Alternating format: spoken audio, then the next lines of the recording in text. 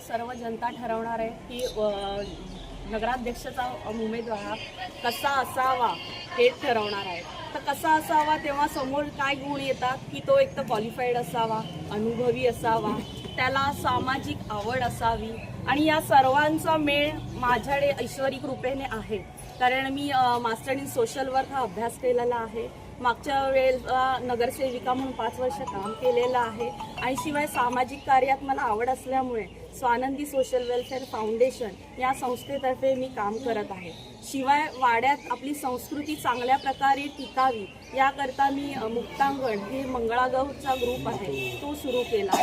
शिवाय आपली जी युवा पिढी आहे त्यांना एक संस्कृती त्यांच्यात रुजू व्हावी याकरता ढोल ताशा पथक सुरू केलं।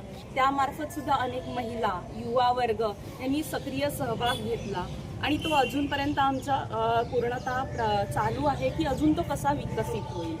अजून जर तुम्ही बघाल तर वाडे शहरात मला एवढे वर्ष काम केल्यामुळे काय विकास झाला आहे आणि काय बाकी आहे याचा अभ्यास माझा झालेला आहे।